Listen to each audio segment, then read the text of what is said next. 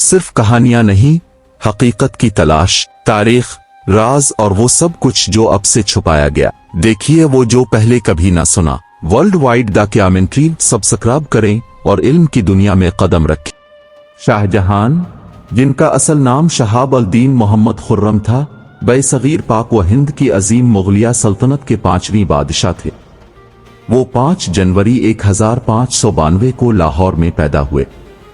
شاہ جہان شہنشاہ جہانگیر کے بیٹے تھے اور ان کی والدہ کا نام جگت گوسائیں تھا۔ شاہ جہان کو تاریخ میں ایک عظیم حکمران، فن تعمیر کے دلدادہ اور انصاف پسند بادشاہ کے طور پر یاد کیا جاتا ہے۔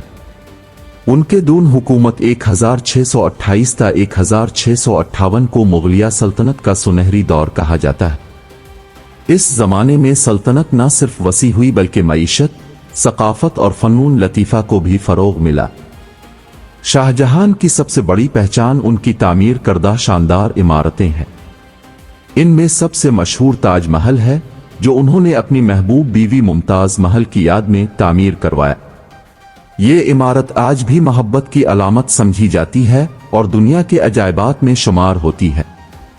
اس کے علاوہ انہوں نے دہلی میں لال قلعہ اور جامع مسجد دہلی بھی تعمیر کروائی، جو آج بھی ان کی عظمت کی گواہی دیتی ہے۔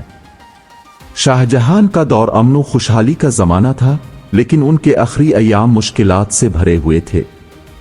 ان کے بیٹے اورنگزیب نے اقتدار حاصل کرنے کے لیے انہیں قید کر دیا۔ شاہ جہان نے اپنی زندگی کے آخری سال قید میں گزارے اور 1666 میں ان کا انتقال ہوا۔ آخر میں کہا جا سکتا ہے کہ شاہ جہان ایک عظیم حکمران تھے، جنہوں نے اپنی سلطنت کو عروج تک پہنچایا اور دنیا کو لازوال تاریخی یادگاریں دیں۔ ان کا نام ہمیشہ تاریخ میں سنہری حروف میں لکھا جائے گا۔